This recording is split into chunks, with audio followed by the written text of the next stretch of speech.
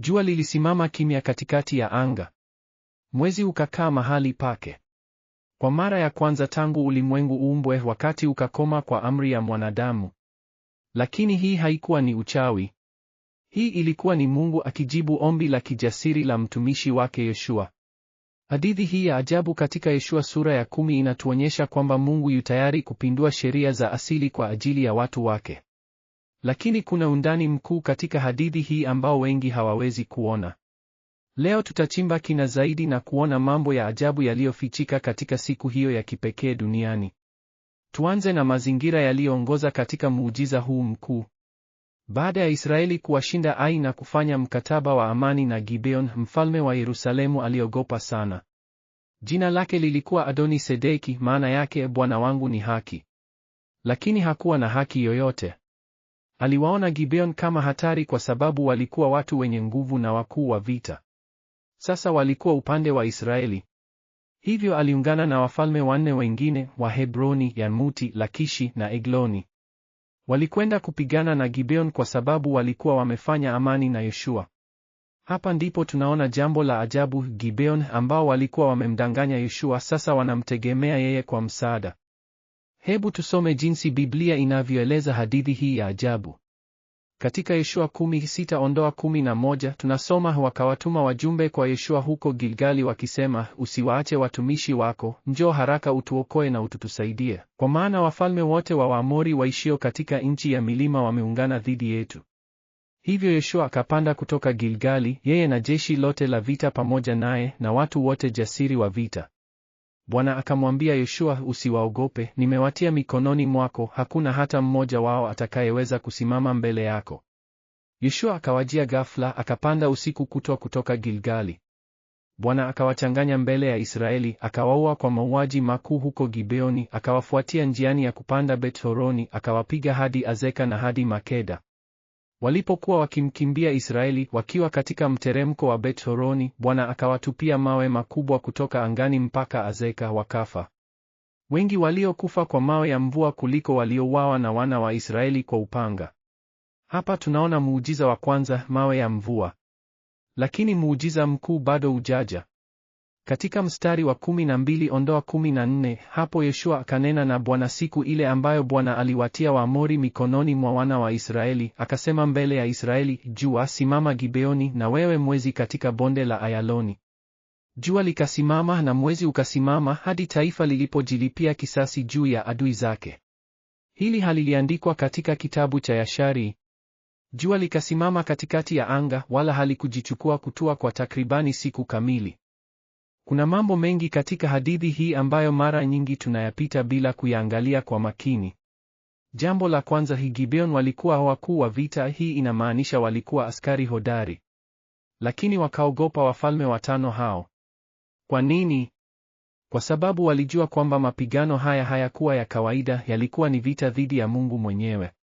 Jambo la pili, Yoshua alipanda usiku kutwa kutoka Gilgali. Safari hii ni umbali wa kilomita 32 kupitia mlima. Hii ilikuwa safari ya masaa 8-10 kwa miguu. Maana yake Yoshua na jeshi lake walikimbia usiku mzima ili kuwaokoa Gibeon. Huu ni ushujaa mkuu wa uongozi. Jambo la tatu, mawe ya mvua yalikuwa makubwa na yaliua wengi zaidi kuliko upanga. Hii haikuwa mvua ya kawaida, ilikuwa silaha za Mungu kutoka angani.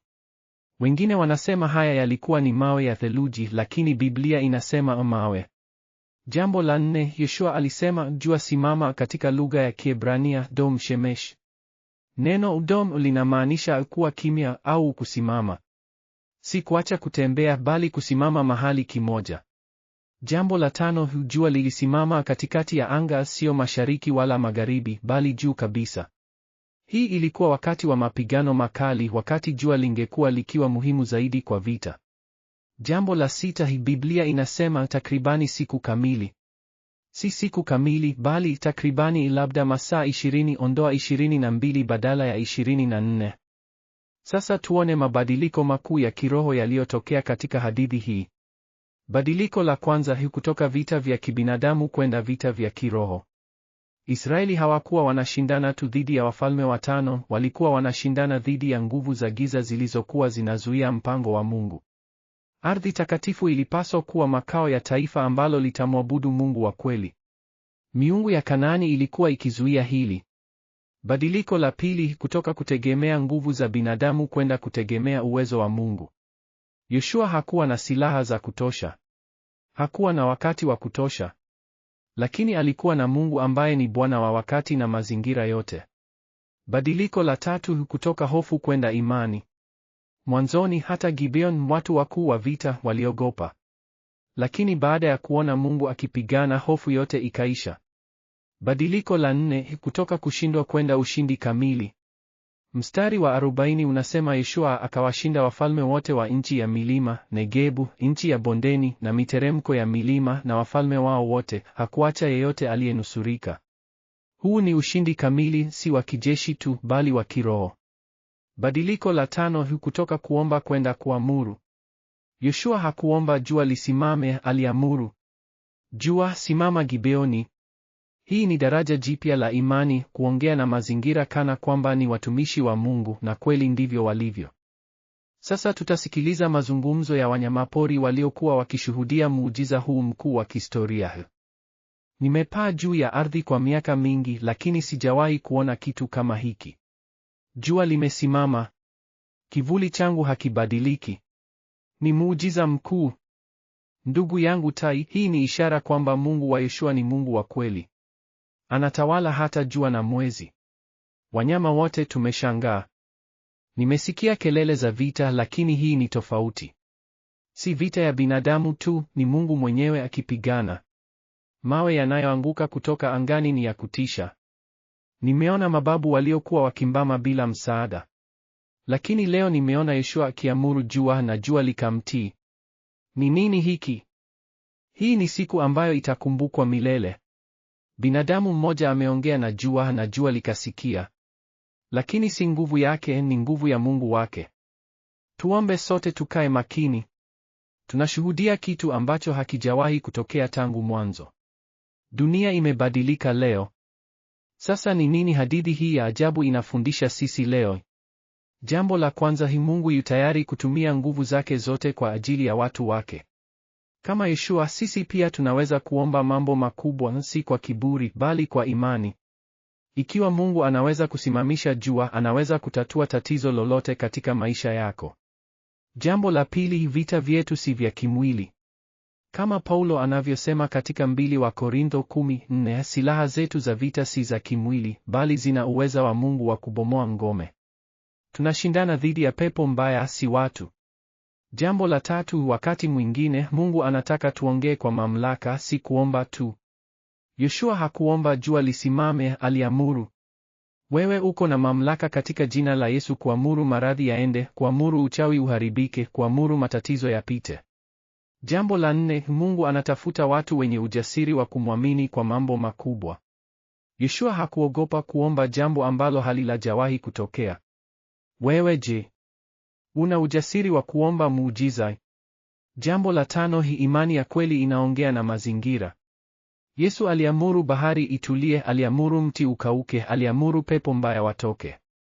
Sisi pia tunaweza kuongea na hali zetu kwa imani. Jambo la sita, Mungu anatumia hata mazingira kupigana kwa ajili yetu. Kama alivyotumia mawe ya mvua na jua, anaweza kutumia hali yoyote kukuletea ushindi. Tuombe pamoja. Baba wa mbinguni, tunakushukuru kwa hadithi hii ya kushangaza ya Yoshua. Tunajua kwamba wewe ni Mungu ambaye hubadilisha mazingira yote kwa ajili ya watu wako. Leo tunakuomba utujazie ujasiri kama wa Yoshua, ujasiri wa kukuomba mambo makubwa, ujasiri wa kuongea na hali zetu kwa imani. Bwana, kama ulivyosimamisha jua kwa Yoshua, simamisha mambo yote yanayozuia mpango wako katika maisha yetu. Piga vita vyetu kwa ajili yetu.